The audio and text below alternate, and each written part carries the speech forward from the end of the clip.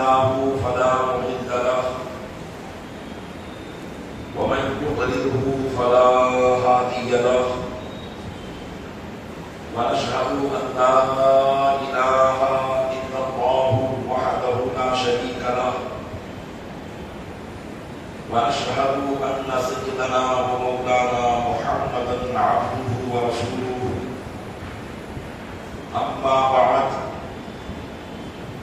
فأعوذ بالله من الشيطان الرجيم بسم الله الرحمن الرحيم رضي الله عنهم ورضوا عنه أعد لهم جنات تجري من تحتها الأنهار خالدين فيها أبدا ذلك الفوز العظيم آمنت بالله صدق الله مولانا العظيم وبلغنا رسوله النبي الأمير المكين الكريم ونحن على ذلك لمن الشاهدين والشاكرين والحمد لله رب العالمين. آئیے سب سے پہلے ہم آقا نامدار مدینے کے تاجدار دونوں عالم کے مالک و مختار نائب پروردگار گلشن ہستی کی اولین فصل بہار کے دربار گہربان میں درود پاک کا قیمتی ہار پیش کریں. اللہم صلی اللہ سیدنا شفیعنا نبینا مولانا محمد معدن الجود والکرم وآلہ وبارک وسلم. عقیدت و محبت کے ساتھ ایک مرتبہ اور پڑھیں. اللہم صلی اللہ سیدنا شفیعنا نبینا مولانا محمد معدن الجود والکرم وآلہ وبارک وسلم. قوت خضرا کے رسول کے ساتھ ایک مرتبہ اور پڑھیں. اللہم صلی سیدنا شفیعنا نبینا مولانا محمد معدن الجود والکرم منبع العلم والحلم والحكم وآلہ وأصحابہ وبارک وسلم صلاة وسلاما سرمدا دائما أبدا عليك يا رسول الله. الحمد للہ عز وجل. ہم اور آپ سید الشہداء امام علی مقام امام تشنا کام امام حسین رضی اللہ تعالیٰ عنہ اور ان کے دیگر رفقاء شہداء کربلا سینان کربلا کی بارگاہ میں خراج عقیدت پیش کرنے کے لیے حاضر ہوئے ہیں. اللہ تبارک و تعالیٰ اپنے محبوب صلی اللہ علیہ وسلم کے صدقے میں ہمارا یہاں جمع ہونا اپنی بارگاہ میں قبول فرمائے اور ان محفلوں کو ہمارے لیے ذریعہ نجات بنائے. آمین بجاہ النبی الامین صلی اللہ تعالیٰ علیہ وآلہ وصحبہ وبارک وسلم.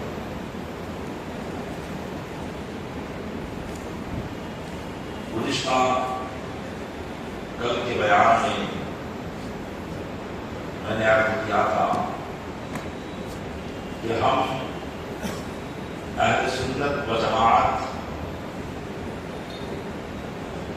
امام علی مقام رضی اللہ تعالیٰ عنہ کی داستان کو بیان کرنے کے ساتھ ساتھ ان سے محبت کرنے والے ان کے نانا جان کے سچے پکے صحابہ کا بھی تذکرہ کرتے ہیں. یہی ہمارے اور رافضیوں کے درمیان فرق ہے اور حقیقت میں راہ نجات یہی ہے کہ ہم اہل بیت کا بھی ذکر کریں اور صحابہ کرام کا بھی ذکر کریں. اور موضوع میرا امسال کا میں نے عرض کیا تھا کہ صحابہ کرام اور اہل بیت السلام کے درمیان آپس میں کیسی محبت تھی. یہ دونوں زبانیں بابرکات کس طریقے سے ایک دوسرے کے حقوق کو ادا کرتے تھے اور اللہ کی رضا کے لیے کیسے ایک دوسرے سے محبت کرتے تھے. ان واقعات کی طرف احادیث کی روشنی میں میں آپ کی توجہ دلاؤں گا، لیکن اس سے پہلے آپ یہ سماعت کریں کہ اصل صحابی کہتے کس کو ہیں اور صحابہ کا مقام و مرتبہ کیا ہے. ایک بات یاد رکھ لیں جو بالکل آسان ہے کہ صحابہ کرام میں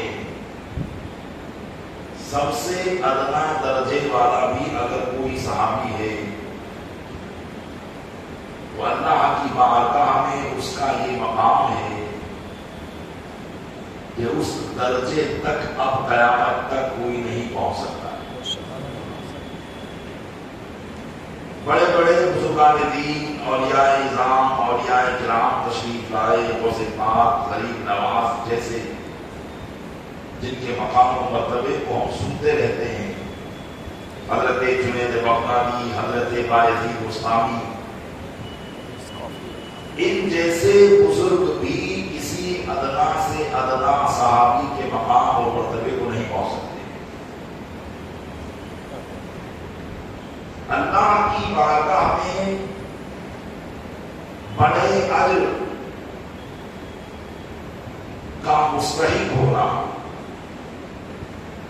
یہ اس کے بڑے مرتبے کی دلیل ہے.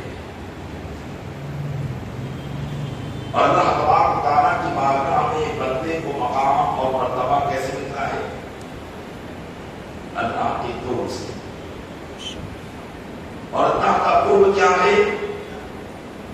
اللہ کا قرب یہ ہے کہ بندہ اللہ کی اطاعت کرے اور اس کے محبوب صلی اللہ علیہ وسلم کی اطاعت کرے، ان کی فرمانبرداری کرے. اس سے وہ اللہ کا قرب بناتا ہے.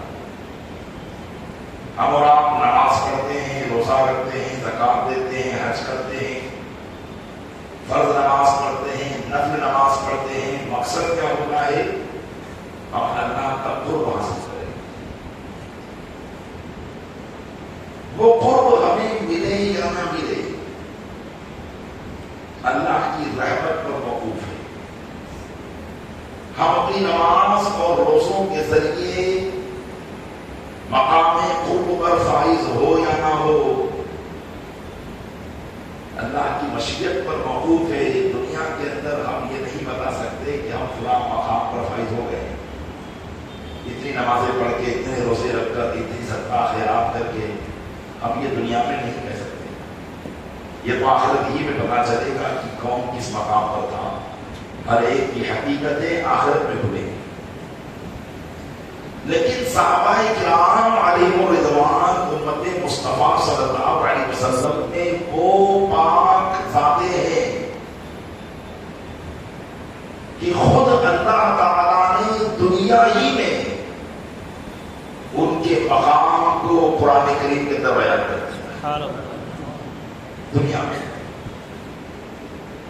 انہوں نے ایسی کون سی عبادت کی؟ عمریں ایسا نہیں کہ ان کی 1000-2000 سال تھی. ان کی عمریں بھی وہی تھی جو کم و بیش ہماری ہوتی ہیں. بہت کم صحابہ ہیں جنہوں نے 100 کو کراس کیا ہو. اتنی کے صحابہ کرام جنہوں نے 100 سال کی عمر کو کراس کیا ہو، جیسے حضرت حسان بن ثابت رضی اللہ تعالیٰ عنہ، ان کی 120 سال عمر ہوئی. حضرت سلمان فارسی، ان کی بھی 100 سے زیادہ عمر ہوئی. لیکن یہ چند ہی صحابہ ہیں. خیر آدھی سے زیادہ عمریں تو ان کی اسلام سے پہلے نہیں تھی. اسلام لانے کے بعد جو عبادت ریاضت انہوں نے کی اس سے ان کو اللہ کی بارگاہ کا قرب حاصل ہوا. تو کیا صرف اتنے اتنی عمر کے ذریعے اللہ کی بارگاہ میں وہ مقام حاصل ہو سکتا ہے، اتنی عمر کی عبادت کے ذریعے اللہ کی بارگاہ میں وہ مقام حاصل ہو سکتا ہے. اتنی عمریں تو ہماری اور آپ کی بھی ہے. ہم میں سے بیشتر لوگ 12 سال کی عمر سے نماز وغیرہ پڑھنے لگ جاتے ہیں. کیا اس مقام کو پا سکتے ہیں؟ نہیں پا سکتے. صحابہ کرام علیہ الرضوان نے جو اللہ کی بارگاہ سے یہ مقام حاصل کیا، عبادت اور ریاست کی بنیاد پر نہیں، بلکہ اس بنیاد پر کہ یہ وہ خوش نصیب تھے کہ انہوں نے اپنے سر کی آنکھوں سے جیتے جی رسول اللہ کی زیارت کی. سبحان اللہ. رسول اکرم صلی اللہ علیہ وسلم کی ایمان کی حالت میں زیارت کرنا یہ وہ عبادت ہے جو بندے کو سب سے بڑے مقام پر فائز کرے. بس صحابہ کرام علیہ الرضوان کا یہی تو امتیاز ہے، یہی فرق ہے کہ اب قیامت تک کوئی کتنی ہی عبادت کیوں نہ کر دے، 200 سال 500 سال کی اس کی عمر ہو، کتنی ہی عبادت کیوں نہ کر دے، لیکن جو عبادت زیارت مصطفیٰ سے صحابہ نے کی ہے وہ کسی کو حاصل نہیں ہو سکتی. اس لیے ان کو یہ مقام تھا، کیونکہ صحابی کہتے ہی اس موقع کو ہے کہ جس نے ایمان کی حالت میں نبی کریم صلی اللہ علیہ وسلم کی زیارت کی ہو اور ایمان ہی کی حالت میں اس کا انتقال ہوا، یہ وہ اس کو صحابی کہا جاتا ہے. اب جو یہ کہہ رہا تھا کہ ہم آپ بھی عبادت کرتے ہیں لیکن اللہ کی بارگاہ میں قرب ملے یا نہ ملے یہ آخرت میں پتا چلے گا. یہ ہماری عبادتیں مقبول ہیں یا مردود کر دی گئی ہیں. اگر مقبول ہیں تو ہمیں کون سا درجہ ملا ہے، کس پوزیشن پر ہم کامیاب ہوئے ہیں، کون سا گریڈ مومنین میں ہمارا ہے، یہ ہمیں مرنے کے بعد پتا چلے گا. لیکن صحابہ کرام وہ نفوس قدسیہ ہیں کہ اللہ تعالیٰ نے ان کے جیتے جی قرآن کریم کی آیات میں ان کے گریڈ کو، ان کے مقام کو، ان کے درجے کو بیان فرما دیا. سب سے بڑا گریڈ اللہ کی رضا، سب سے بڑا درجہ اللہ کی رضا. اللہ راضی ہو جائے. ہم تو اللہ سے راضی ہیں، ہم تو کہتے ہیں ہم اللہ سے راضی ہیں، لیکن کمال یہ ہے کہ اللہ فرمائے کہ اللہ ان سے راضی ہے. اور قرآن کریم کی آیات میں اللہ نے ایک مقام پر نہیں متعدد مقام پر اپنے محبوب کے صحابہ کرام کو اپنی رضا کا پیغام اور خوشخبری سنائی. آیت کریمہ اللہ ارشاد فرماتا ہے والسابقون الاولون من المهاجرين والانصار والذين اتبعوهم باحسان. اور وہ جو سب سے پہلے ایمان لانے والے کون؟ مہاجرین میں سے اور انصار میں سے. یہ میں نے بتایا کہ ابتداء صحابہ کی دو قسمیں، ایک وہ صحابہ جو پہلے سے مکہ مکرمہ رہتے تھے پھر وہاں سے ہجرت کر کے مدینہ آ گئے، ان کو مہاجرین کہا جاتا ہے. اور ایک وہ صحابہ جو پہلے سے مدینہ منورہ ہی میں رہنے والے تھے، ان کو انصار کہا جاتا ہے. قرآن کریم نے صحابہ کی دونوں قسموں کو بیان کیا. اور وہ جو پہلے ایمان لانے والے مہاجرین اور انصار میں سے اس وقت ایمان لائے یہ لوگ اس وقت ایمان لائے جبکہ ایمان لانا موت کی دعوت دینا تھا. ایمان لانا مشرکین کے ظلم و ستم کا نشانہ بننا تھا. ایمان لانا اپنے باپ بھائی بہنوں سے رشتہ داری توڑنے کا معاملہ کرنا تھا. ایمان لانا اپنے گھر بار ہر چیز سے جدا ہونے کا عہد کرنا تھا. ایمان لانا سوشل بائیکاٹ تجارتی بائیکاٹ کرنے کے مترادف تھا. جو ایمان لاتا تھا مشرکین اس کا ہر قسم کا بائیکاٹ کر دیا کرتے تھے. ہم اور آپ صرف داڑھی نہیں رکھتے, ہم اور آپ صرف نماز نہیں پڑھتے ہیں. کیوں؟ اس لیے کہ ابھی زیادہ نماز پڑھنے لگ جائیں گے یا داڑھی رکھ لیں گے تو ہندو گراہک ہمارے پاس نہیں آئیں گے, غیر مسلمین تاجرین سے ہمارے اچھے تعلقات نہیں بن پائیں گے. جبکہ گھر والے ہم سے ناراض نہیں ہیں, رشتے دار ہم سے ناراض نہیں ہیں. نماز پڑھیں گے, داڑھی رکھیں گے, اسلامی طور طریقہ اپنائیں گے تو ہم سے راضی ہی ہوں گے, اپنے ہم سے جدا نہیں ہوں گے. لیکن صرف اور صرف ایک دنیا کی کم ترین نعمت کو حاصل کرنے کے لیے ہم اس قسم کے بہانے بناتے ہیں اور اسلامی طور طریقے سے دور رہتے ہیں. لیکن وہ صحابہ کرام جن کے سامنے اتنے چیلنج تھے اس وقت وہ ایمان لائے. اس لیے اللہ نے بھی فرمایا اے وہ لوگوں جو بعد میں ایمان لا رہے ہو, ایمان لانے والے تو وہ تھے جو سب سے پہلے ایمان لائے, مہاجرین اور انصار میں سے.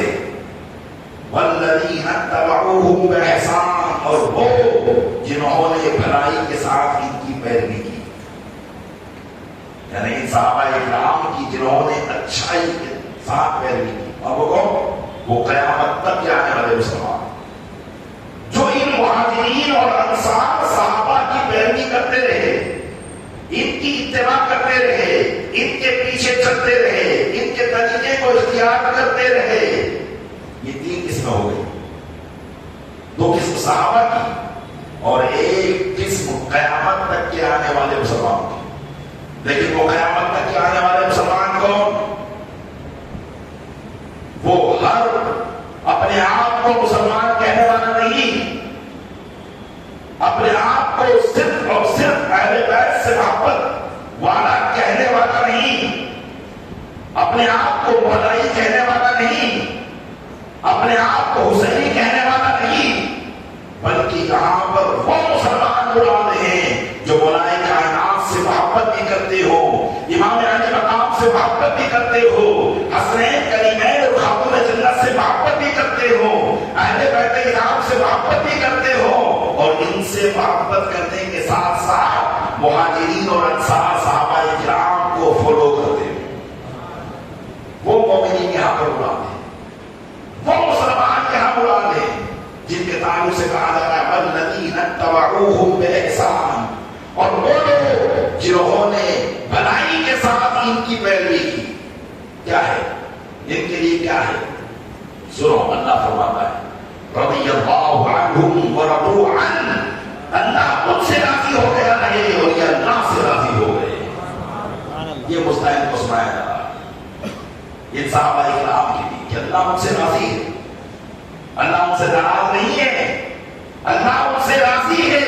اور جب اللہ ان سے راضی ہے تو ان کو کیا تمغہ دیا جا رہا ہے, کیا انعام دیا جا رہا ہے؟ فرمایا اعد لهم جنات تجری من تحتها الانہار. سن لو, ان کے لیے اللہ نے ایسے باغات تیار کر رکھے ہیں, ایسی جنتیں تیار کر رکھی ہیں جن کے نیچے نہریں بہ رہی ہیں, خالدین فیہا ابدا, جس میں وہ ہمیشہ ہمیشہ رہیں, کبھی اس میں سے نکالے نہ جائیں گے. فرمایا ذالک الفوز العظیم, یہ ہے بڑی کامیابی, یہ ہے بڑی سکسیس فل زندگی جو صحابہ کی گزری. اللہ فرماتا ہے یہ تو بڑے کامیاب ہیں, اللہ فرماتا ہے بڑی کامیابی کو حاصل کرنے والے تو صحابہ اور ان کے پیروکار ہیں. اب اگر کوئی معاذ اللہ صحابہ کرام کے بارے میں دعویٰ کوئی کرے, الٹی سیدھی بات کہے, تو ہم کہیں گے کہ ہم تیری بات مانیں یا اللہ کی بات مانیں. اللہ نے تو ان سے نظامتی ظاہر کر دی, سارے معاملات بیان کر دیے, تو ہم اس کی بات مانیں. ہم تو ایمان والے ہیں, قرآن پر ایمان ہے, قرآن کے ہر آیت پر ایمان ہے, تو ان آیات پر بھی ایمان ہے جس میں اللہ نے اپنے محبوب کے صحابہ کی فضیلتوں کو بیان کیا.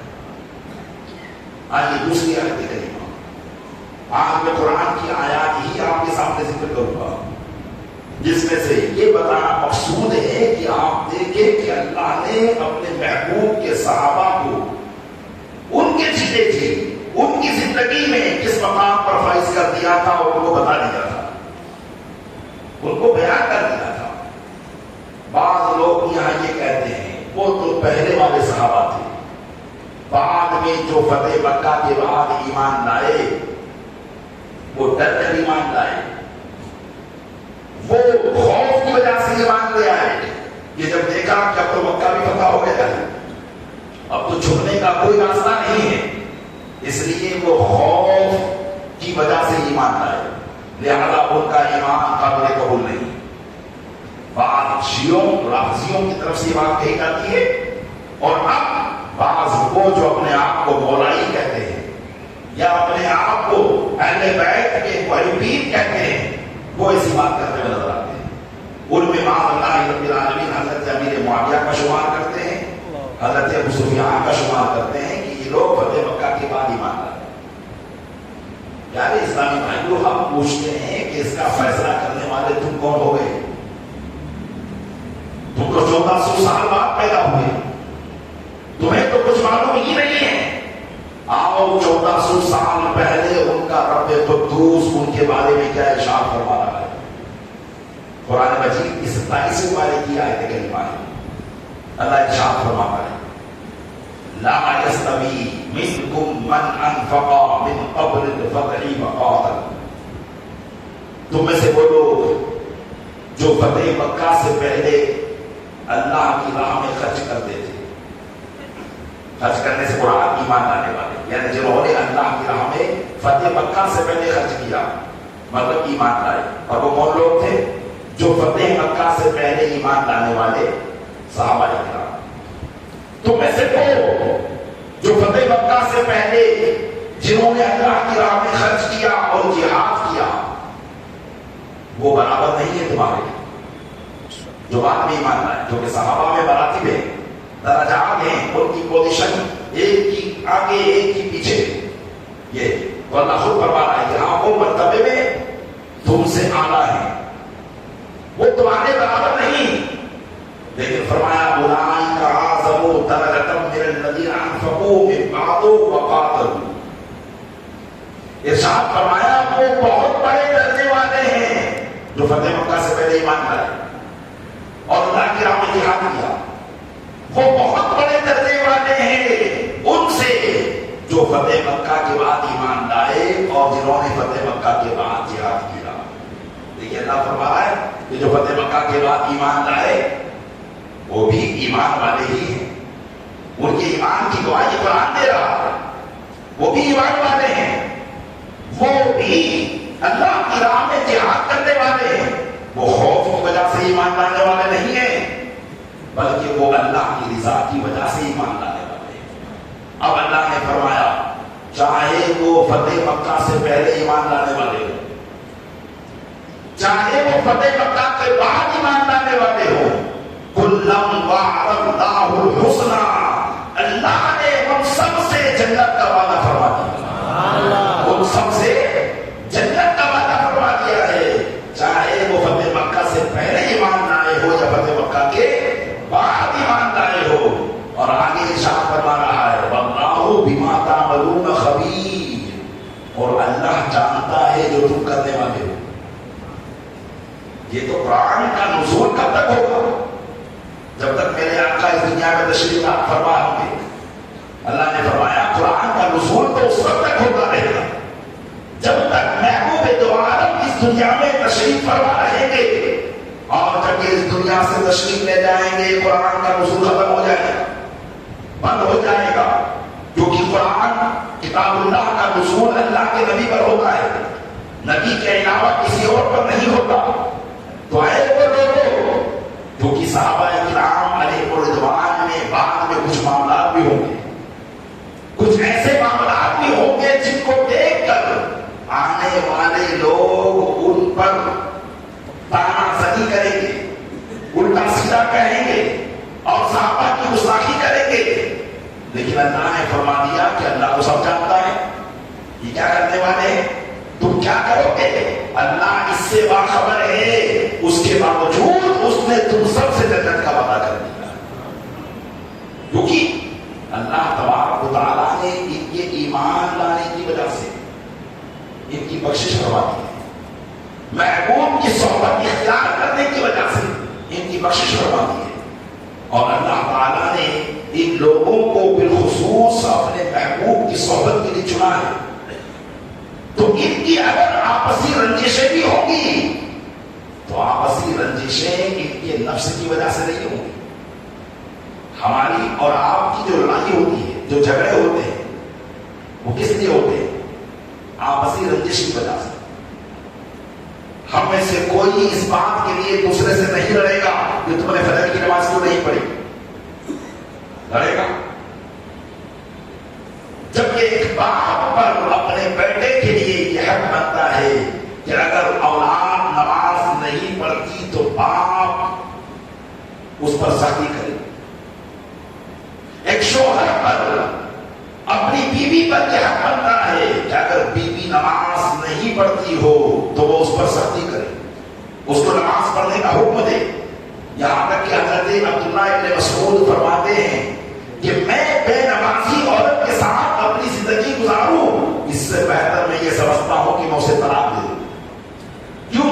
دین کی وجہ سے، اللہ کی عبادت کی وجہ سے، آپسی رنجش نہیں، آپسی معاملہ نہیں، بلکہ اللہ کی رضا کہ میرے رب کی بارگاہ میں سر نہ چکائے، میرے رب کی عبادت نہ کرے، میرے رب کی فرما برداری نہ بجا جائے، تو پھر وہ میرے گھر میں کیسے رہے، میں اس کے ساتھ کیسے رہوں، میری زندگی اس کے ساتھ کیسے گزر بسر ہو؟ یہ ہے اللہ کے لیے رنجش کرنا، یہ ہے اللہ کے لیے لڑائی کرنا۔ تو اللہ تعالیٰ نے اپنے محبوب کے لیے جن ضوابط قدسیہ کو چنا تھا، جن صحابہ کو چنا تھا، پوری انسانیت میں جن لوگوں کو چنا تھا، یہ وہ لوگ تھے جن کے دلوں میں ذرہ برابر دنیا کی محبت نہیں تھی، ان کا ہر کام اللہ کی رضا کے لیے تھا، ان کا ہر کام اللہ کے محبوب کو خوش کرنے کے لیے تھا۔ اگر آپس میں کوئی معاملات ہوئے تو وہ غلط فہمی کی بنیاد پر ہوئے، اور آپ جانتے ہیں کہ غلط فہمی کی بنیاد پر جانے کیا ہو جاتا ہے، اور جب آدمی اس بات کا اظہار ہوتا ہے تب آدمی شرمندہ ہوتا ہے، لیکن انسان کی پکڑ انہی دشمنیوں پر ہوتی ہے جو وہ اپنی آپسی رنجش کی وجہ سے کرتا ہے۔ جبکہ صحابہ کرام کے دلوں کے حوالے سے اللہ تبارک و تعالیٰ نے قرآن مجید میں فرمایا، اے لوگوں، آپسی رنجش دلوں کی خرابی کی وجہ سے ہوتی ہے کہ نہیں ہوتی؟ دل میں ہمارے ان سے کپٹ آئی، ہم نے جھگڑا شروع کر دیا، دل میں ہمارے ان سے تکلیف آئی، ہم نے جھگڑا شروع کر دیا، اور یہ کب ہوتا ہے؟ جبکہ دل اللہ سے ڈرنے والا نہ ہو، دل میں خوف خدا نہ ہو، دل میں اللہ و رسول کی اطاعت کا شوق و جذبہ نہ ہو۔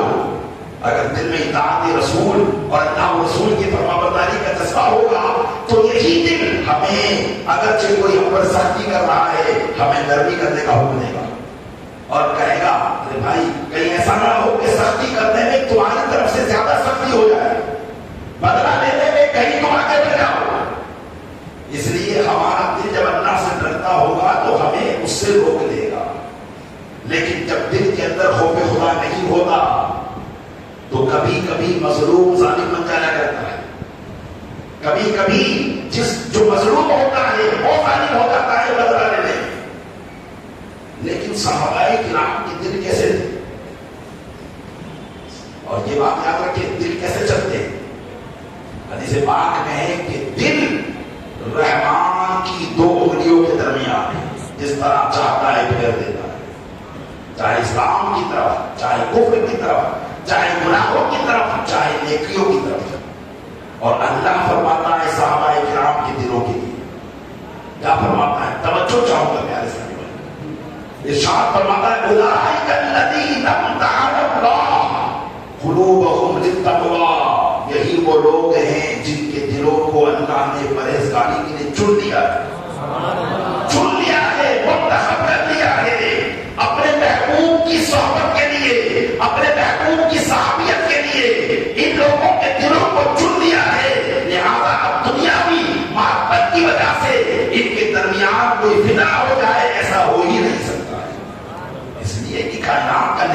چاہنے والی ذات تو اللہ کی ہے، لوگوں کے دل تو اس کے قبضے میں ہیں، اور اس نے اپنے محبوب کے صحابہ کے دلوں کو چنا اور چن کر پرہیزگاری کے لیے خاص کر دیا۔ اب ان دلوں پہ دنیا کی محبت نہیں آ سکتی، ان دلوں میں آپس کی رنجشیں نہیں آ سکتی ہے، ہاں غلط فہمی ہو سکتی ہے، ہاں دین کی وجہ سے دونوں کے معاملات میں خرابی آ سکتی ہے، لیکن دنیا کی وجہ سے نہیں آ سکتی۔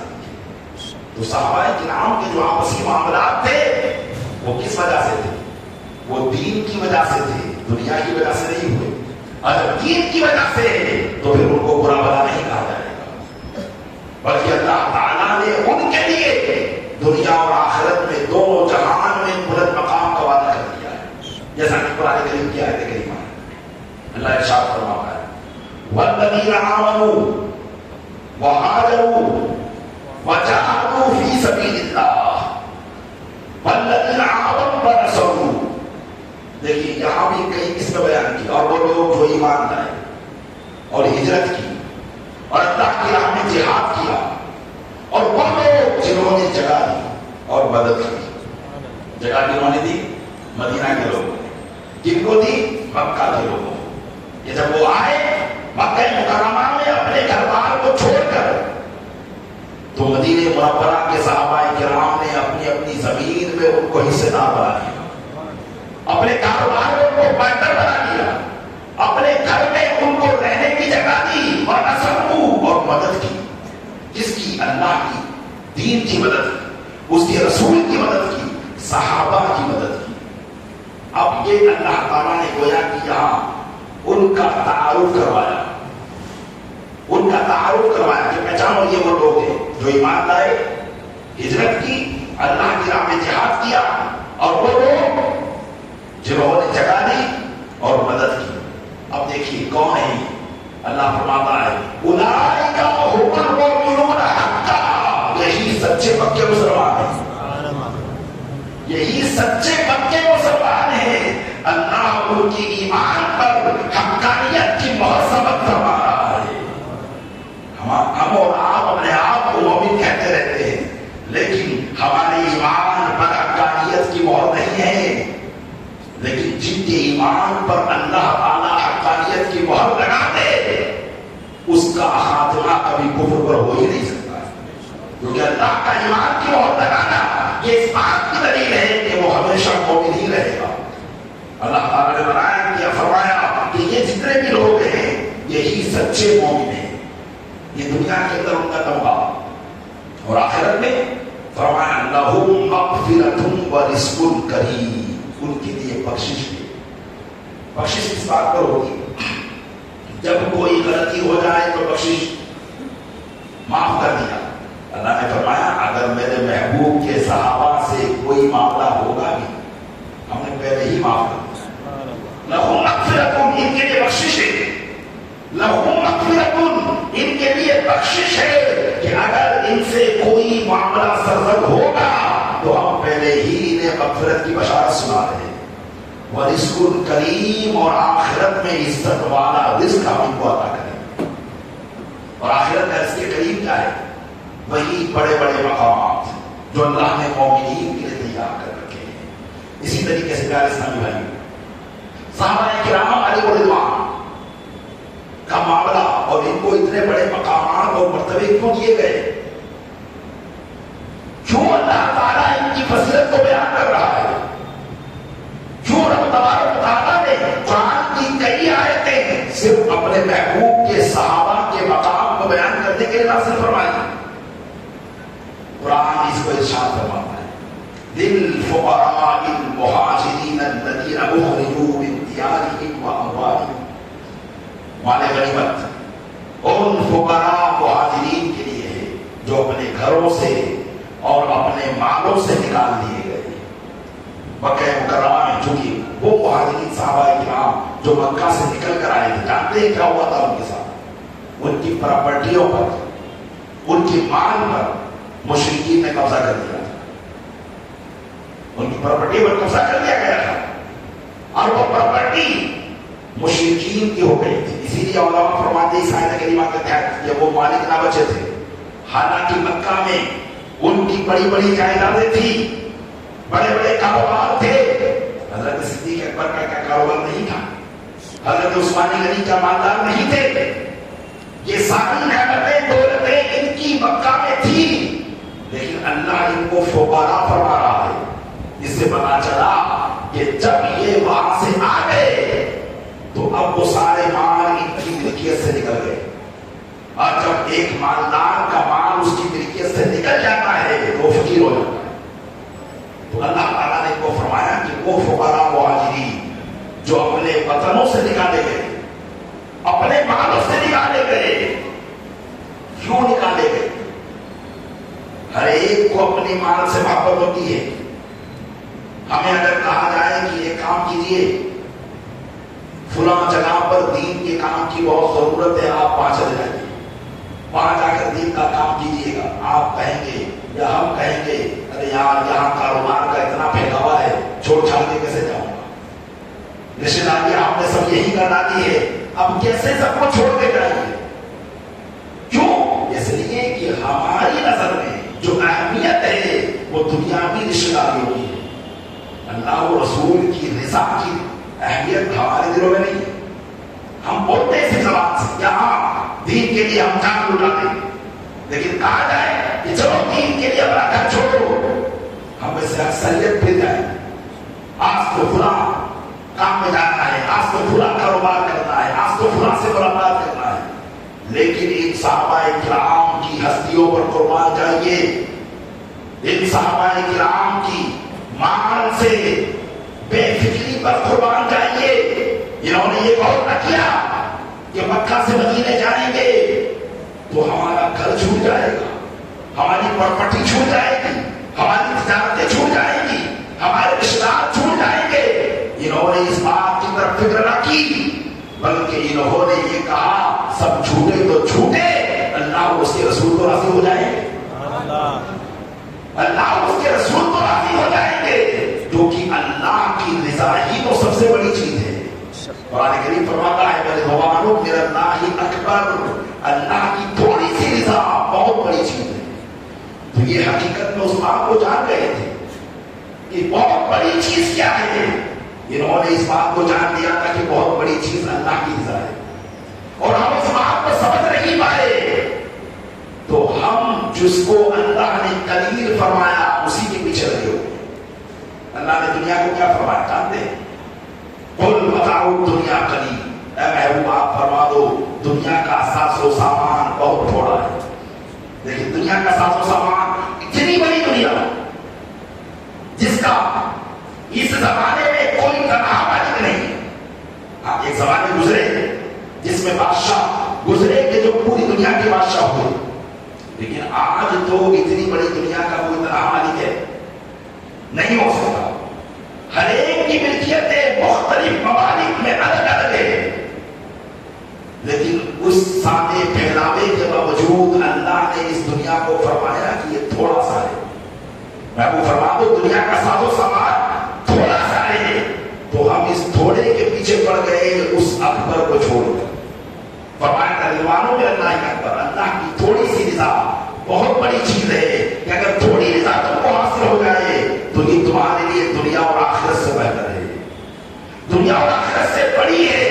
لیکن ہم سمجھ نہیں پائے. وہ عقل مند تھے، انہوں نے سمجھ لیا تھا یہ دنیا کا ساز و سامان جو مکہ میں ہے اس کی حیثیت کیا ہے، اللہ کی رضا کیا ہے، اس کے محبوب کی خوشی کیا ہے، اس کی حیثیت کیا ہے. وہ چھوڑ کر چلے گئے، وہ چھوڑ کر چلے گئے، ساری پراپرٹی چھوڑ دی، کاروبار چھوڑ دیا، مدینہ منورہ میں فقراء کی زندگی اختیار کر لی، غریب کی زندگی اختیار کر لی. کس لیے؟ اللہ کی رضا کے لیے.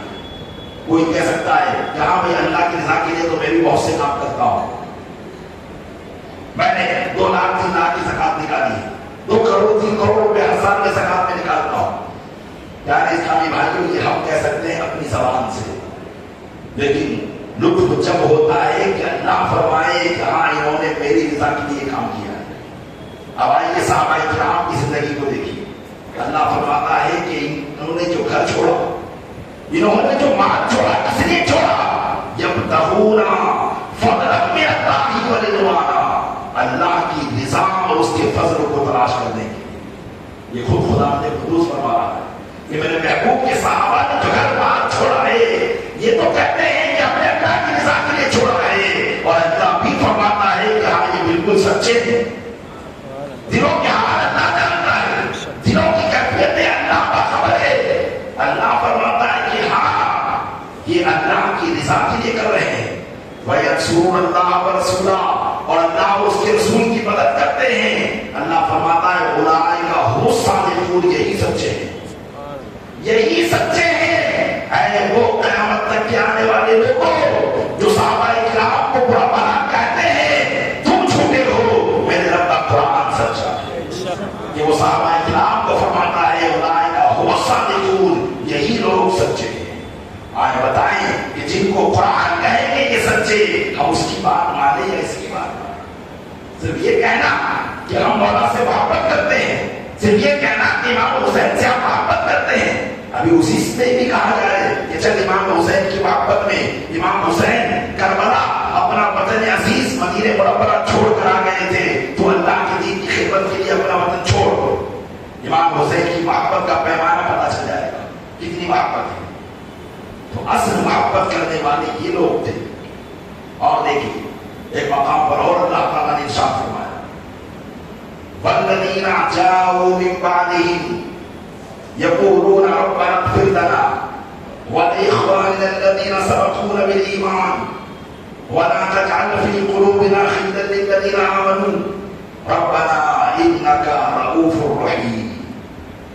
یہاں بھی تین قسم بیان کی، یہاں بھی اللہ تعالیٰ نے مسلمانوں کی تین قسم بیان کی فرمایا، اور وہ لوگ جو ان کے بعد آئے، ان کے بعد مفسرین فرماتے ہیں یعنی مہاجرین اور انصار صحابہ کے بعد آئے، اور وہ کون ہیں؟ وہ قیامت تک آنے والے مسلمان۔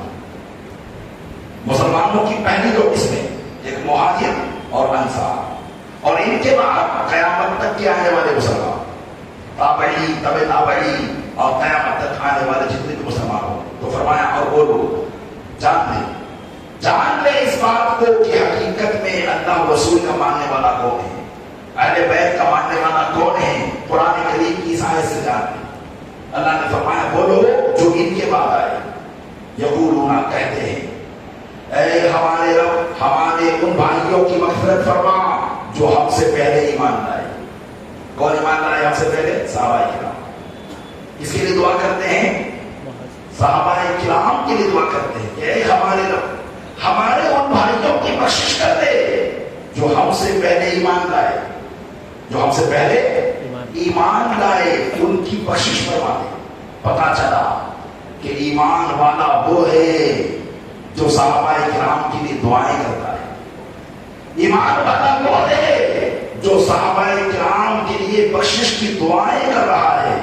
ام المومنین فرماتی ہے چونکہ یہ فتنہ اسی وقت سے شروع ہو گیا تھا، حضرت عائشہ صدیقہ رضی اللہ تعالیٰ عنہا کے زمانے میں جب کہ آپ حیات تھی اور لوگ صحابہ کرام کو گالیاں پکڑنے لگ گئے تھے یا کوئی ان کی شان میں کرتے تھے یہودیوں کی فتنے کی وجہ سے، عبداللہ بن سبا جس نے اس وقت کے کچھ لوگوں کو مولا کائنات علی مرتضیٰ کی محبت میں مبتلا کر کے صحابہ کرام کا دشمن بنایا تھا، وہ لوگ صحابہ کرام کو الٹا سیدھا بکتے تھے، تو وہ مومنین اس کو خیال تھی، وہ کہتی تھی کہ ان کو تو حکم دیا گیا کہ یہ ان کے لیے دعا کرے اور یہ ان کو برا بھلا کہتے ہیں۔ تعجب ہے، مومنین کو تو کہا گیا کہ وہ صحابہ کے لیے دعا کریں، اسی لیے ہم کیا کہتے ہیں رضی اللہ عنہ، اللہ ان سے راضی ہے، ہم یہ تو کہتے ہیں نا، کسی بھی صحابی کا نام آتا ہے تو یہ صحابی کے لیے دعا ہے کہ اللہ ان سے راضی ہو، ہم نے ان کے لیے دعا کی، اللہ ان سے راضی ہو، تو ہمارا شمار اس میں ہو گیا۔ یہ قیامت تک کے جو لوگ ان صحابہ کے بعد آئیں گے وہ کہیں گے ربنا اغفر لنا ولاخواننا الذین سبقونا بالایمان، اے رب ہماری مغفرت فرما اور ہمارے ان بھائیوں کی مغفرت فرما جو ہم سے پہلے ایمان لائے، اور کیا ولا تجعل فی قلوبنا غلا للذین آمنوا، اور ہمارے دلوں میں ان کا کینہ نہ رکھنا جو ایمان لائے۔ ایمان والوں کے کینے سے ہمارے دلوں کو پاک کر دینا. اب ایمان والے جو سچے پکے ہیں وہ تو صحابہ کرام ہیں. پتا چلا کہ جن کے دلوں میں صحابہ سے کینہ ہے وہ ایمان والا ہی نہیں ہے.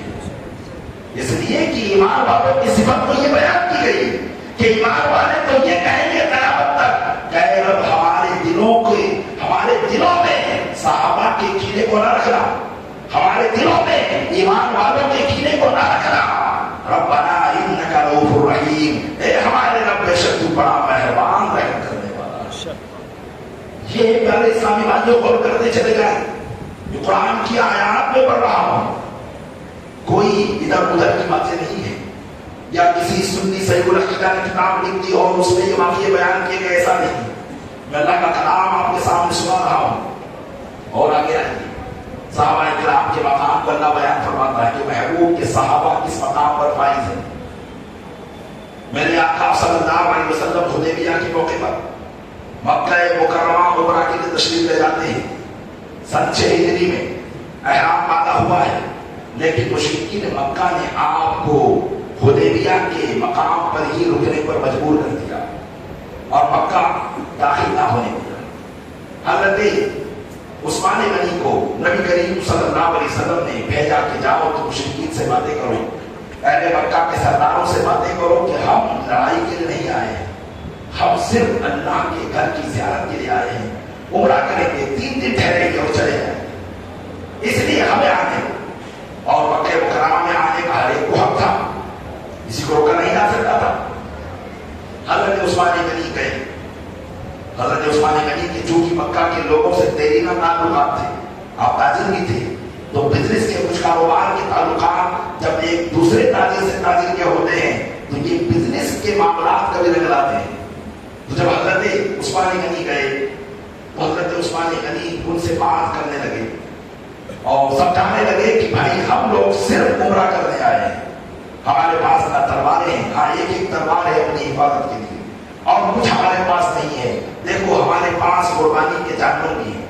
نبی کریم صلی اللہ علیہ وسلم اونٹ لے کر گئے تھے قربانی کے لیے, یا قربانی کے جانور بھی ہیں, اور قربانی کے جانور اس زمانے میں الگ سے پہچانے جاتے تھے کیونکہ ان پر نشانات لگا دیا جاتا تھا. تو حضرت عثمان غنی کو اس درمیان دیر ہو گئی اور وقت لگ گیا. ادھر کسی نے مسلمانوں میں یہ افواہ پھیلا دی کہ مشرکین نے حضرت عثمان غنی کو شہید کر دیا. مشرکین نے حضرت عثمان غنی کو شہید کر دیا.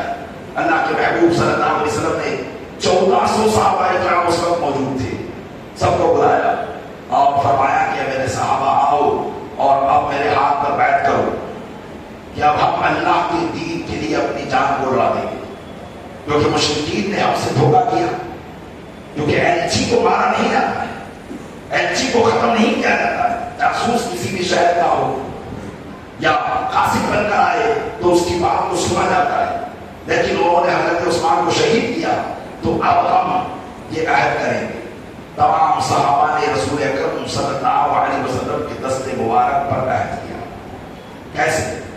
اس طریقے سے کہ نبی کریم صلی اللہ علیہ وسلم کا داہنا مبارک دست مبارک رکھا اور صحابہ کرام نے اپنے اپنے ہاتھوں کو آقا علیہ السلام کے ہاتھ پر رکھا, اور نبی کریم صلی اللہ علیہ وسلم نے اپنا الٹا ہاتھ ان تمام کے ہاتھوں پر رکھا اور فرمایا کہ یہ عثمان کی طرف سے ہے. یہاں یہ بتاتا چلوں تاکہ کوئی یہ نہ کہہ دے کہ اللہ کے محبوب تو غیب جانتے تھے کہ عثمان شہید نہیں ہوئے تھے, تو کیوں عہد کیا جا رہا تھا؟ عہد کرنے کی حکمت کچھ اور تھی. یہاں اللہ کے محبوب کو معلوم تھا کہ عثمان شہید نہیں ہوئے, اس لیے تو بیعت دی جا رہی تھی. کیونکہ بیعت زندہ کی طرف سے دی جاتی ہے, مردہ کی طرف سے بیعت نہیں دی جاتی ہے. اللہ تعالیٰ نے قرآن کریم میں اس بات کو بیان کیا اور اپنے محبوب کے صحابہ کی تعریف کی. فرمایا ان الذین یبایعونک انما یبایعون اللہ, بے شک جو لوگ اے محبوب آپ سے بیعت کر رہے ہیں, آپ کے ہاتھ پر جو لوگ بیعت کر رہے ہیں, اے محبوب وہ اللہ سے بیعت کر رہے ہیں, اللہ سے یہ عہد کر رہے ہیں. حقیقت میں تو یہ دیکھا جا رہا ہے کہ یہ اللہ سے عہد کر رہے ہیں, حقیقت میں تو یہ ہے کہ آپ کے راستے مبارک پر ان کا ہاتھ ہے، لیکن اللہ فرماتا ہے کہ یہ اللہ سے عہد کر رہے ہیں، ید اللہ فوق ایدیہم، اللہ کا ہاتھ ان کے ہاتھوں پر ہے، اللہ کا ہاتھ ان کے ہاتھوں پر ہے۔ رب تبارک و تعالیٰ کے لیے ہاتھ کا لفظ یہ سمجھا نہیں جا سکتا، اسی کو آیت متشابہات کہتے ہیں۔ یہ جو مراد ہے وہ ظاہر نہیں، جو مراد ہے وہ ظاہر نہیں، اور جو ظاہر ہے وہ مراد نہیں۔ تو چونکہ ید کا معنی تو ہم یہ سمجھتے ہیں، تو اب ید کا معنی ہاتھ، تو جو بیان کیا گیا وہ مراد نہیں ہے، اور جو مراد ہے وہ اللہ ہی جانتا ہے۔ لیکن یہاں اتنا تو کہا جا سکتا ہے کہ سایہ، کبھی کبھی ہاتھ سے سایہ مراد لیا جاتا ہے۔ کیا مراد لیا جاتا ہے؟ جاؤ میرا تم پر ہاتھ ہے، مطلب میرا تم پر سایہ ہے۔ تو یہاں یہ بتایا جا رہا ہے کہ محبوب جو لوگ آپ سے بیعت کر رہے ہیں وہ اللہ سے بیعت کر رہے ہیں، اور وہ اللہ کی رحمت و کرم کے سائے میں۔ اور پھر ارشاد فرمایا لقد رضی اللہ عن المؤمنین اذ یبایعونک تحت الشجرہ، اور اللہ نے فرمایا محبوب اللہ راضی ہو گیا ہے، اللہ راضی ہو گیا ان مسلمانوں سے۔ کب؟ جبکہ وہ آپ سے درخت کے نیچے بیٹھ کر رہے تھے، اللہ ان سے راضی ہو گیا ہے۔ جبکہ وہ آپ سے درخت کے نیچے بیٹھ کر رہے تھے، فعلم ما فی قلوبہم، تو جو کچھ ان کے دل میں تھا اللہ نے جان لیا، جو کچھ ان کے دلوں میں تھا اللہ نے جان لیا۔ یعنی کیا ان کے دلوں میں تھا؟ ایمان، صبر، شکر، اللہ نے جان لیا ہے کہ ہاں یہ سچے پکے مومن ہیں، ان کے دلوں میں ایمان ہے، ان کے دلوں میں وفا عہدی ہے، ان کے دلوں میں وعدے کو پورا کرنا ہے، یہ وعدے کے پکے ہیں، اللہ نے جان لیا ہے۔ فانزل السکینۃ، تو اللہ نے ان پر سکینہ نازل فرما دیا، سکون اور اطمینان نازل کر دیا ہے۔ وَأَصَابَهُمْ فَتْحًا قَرِيبًا، اور اب ان کو اللہ ایک فتح عطا فرمائے گا۔ یہ صحابہ کرام علیہ رضوان کے مقام کو یہاں بیان کیا گیا۔ یہ معمولی شخصیت نہیں ہے، یہ معمولی ثواب قدسیہ نہیں ہے، یہ وہ ثواب قدسیہ ہیں جن کے مقام کو قرآن بیان کر رہا ہے، جن کے مقام کے پڑھنے کو قرآن پڑھنا کہا جاتا ہے، جن کے مقامات کو سننے کو قرآن سننا کہا جاتا ہے۔ پتا چلا کہ جو صحابہ کرام کے تذکرے کو پڑھتا ہے یا سنتا ہے اسے ثواب ہی ثواب ملا کرتا ہے۔ قرآن پڑھنے پر ثواب ہے کہ نہیں؟ ایک حرف پر دست نے کیا، ایک حرف پر دست نے کیا، اور میرے آقا علیہ السلام فرماتے ہیں میں نہیں کہتا کہ الف لام میم ایک حرف ہے، بلکہ ارشاد فرمایا الف ایک حرف، لام ایک حرف، میم ایک حرف۔ اب اگر کسی نے صرف الف لام میم پڑھا تو 10 نیکیاں اس کو مل جائے گا، اور بعض نے تو اس کی اور گنجائش کی اور شرح کی کہ الف کو لکھنے میں 3 حرف لگیں گے، حمزہ لام فا، کتنے ہو گئے؟ 3، تو 30 نیکیاں یہی ہو گئی۔ لام کو لکھنے میں بھی 3 حرف، لام الف میم، 3 دوسری ہو گئی، 3 30 اور 30 60، اور میم کو لکھنے میں بھی 3 حرف، میم یا میم۔ جب میم آپ لکھو گے حروف تہجی میں تو کیسے لکھیں گے؟ میم یا زیر میم اور میم ساکن۔ تو الف لام میم پڑھنے میں ایک روایت کے مطابق 90 نیکیاں اس کو مل رہی ہیں۔ صحابہ کرام کے مقامات کی اگر یہ آیات آپ پڑھیں گے نہ جانے کتنی نیکیاں اللہ تعالیٰ کا فرمائے، اور صحابہ کی محبت میں پڑھیں گے تو انشاءاللہ صحابہ کی سچی غلامی بھی اللہ فرمائے۔ اہل بیت سے جو تعلقات صحابہ کے تھے وہی تعلقات اللہ عطا فرمائے گا۔ پھر وہ تعلقات نہ، وہ تعلقات کی طرف ہم جائیں گے ہی نہیں جو صحابہ اور اہل بیت کے تعلقات کو ختم کر رہے ہیں، اس مذہب کی طرف، اس عقیدے کی طرف، اس نظریے کی طرف اللہ تعالیٰ ہمیں کبھی نہیں پھیرے گا اگر ہمارے دل میں سچی محبت اہل بیت اور صحابہ کرام کی رہے گا۔ صحابہ کرام علیہ رضوان کے حوالے سے میرے آقا علیہ السلام نے اپنی حیات مبارکہ میں بہت سی باتیں ارشاد فرمائی تھی، اس لیے کہ نبی کریم عالم غیب ہے، جانتے تھے کہ میرے صحابہ پر آنے والے لوگ تانا کشی کریں گے۔ ایک جگہ ارشاد فرمایا اتقوا اللہ فی اصحابی، اے لوگوں میرے صحابہ کے بارے میں اللہ سے ڈرو، میرے صحابہ کے بارے میں اللہ سے ڈرو۔ فرمایا میرے کسی صحابی کو برا بھلا نہ کہنا، کیونکہ تم میں سے کوئی اگر احد پہاڑ کے برابر سونا خیرات کرے تو ان کی ایک مد کے برابر بھی اس سے بھی آگے کو نہیں پہنچے گا. مد کہتے ہیں سا کا چوتھائی حصہ. ایک سا 4 کلو 90 گرام ہوتا ہے. 4 کلو 90 گرام کو آپ چھوٹے حصے میں تقسیم کر دو 4 حصوں میں, تو ایک چوتھائی حصہ جو ہے آقا علیہ السلام فرماتے ہیں کہ اگر تم بہت بڑا پہاڑ کے برابر سونا خرچ کر دو تو میرے صحابہ کا صرف ایک مد خرچ کرنا اس سے بہتر ہوتا ہے. تم ان کی نیکیوں کو نہیں پہنچ سکتے ہو تو ان کے مقام کو کیسے پہنچو گے, ان کے مرتبے کو کیسے پہنچو گے. حضرت ابو بردہ رضی اللہ تعالیٰ عنہ روایت کرتے ہیں کہ رسول اکرم صلی اللہ علیہ وسلم ارشاد فرماتے ہیں کہ آسمان یہ ستاروں سے قائم ہے. جب تک ستارے آسمان پر ہیں آسمان قائم ہے. اس لیے جب قیامت آئے گی تو سب سے پہلے ستارے ٹوٹ ٹوٹ کر گریں گے, اور جب ستارے ٹوٹ ٹوٹ کر گریں گے تو پھر آسمان ڈہ جائے گا, آسمان فنا ہو جائے گا. میرے آقا علیہ الصلوۃ والسلام نے ارشاد فرمایا بس یہی مثال میری اور میرے صحابہ کی, یہی مثال میری اور میرے صحابہ کی ہے. میرے صحابہ بھی آسمان اسلام کے ستارے ہیں. جب تک میں موجود ہوں میرے صحابہ پر کوئی انگلی نہیں اٹھائے گا, لیکن جب میں چلا جاؤں گا تو میرے صحابہ غیر محفوظ ہو جائیں گے, اور جب صحابہ چلے جائیں گے تو امت غیر محفوظ ہو جائے گی. پیارے اسلامی بھائیوں غور کر لیں, آج جو مسلمانوں پر حالات ہیں, آج جو معاملات ہیں, صحابہ کرام کی تشریف لے جانے کے بعد امت جس گمراہی میں مبتلا ہوئی ہے, جس فرقہ پرستی میں مبتلا ہوئی ہے, اور جس نظریات میں مبتلا ہوئی ہے, اس کی مثال آپ کے سامنے موجود ہے. تو واقعی صحابہ کرام علیہ رضوان جو تھے وہ آسمان اسلام کے ستارے تھے, ان سے اسلام قائم تھا. اور جیسے ہی ان کی آخری کڑی اس دنیا سے رخصت ہوئی, اسلام پر طرح طرح کے فتنے آنے شروع ہو گئے, طرح طرح کی آزمائشیں آنا شروع ہو گئی, طرح طرح کے معاملات شروع ہو گئے. اللہ تعالیٰ اپنے محبوب کے صدقے میں ہمیں ہمیشہ ان فتنوں سے محفوظ فرمائے اور صحابہ کرام کی سچی غلامی ہمیں عطا فرمائے. آمین بجاہ نبی امین صلی اللہ علیہ وسلم.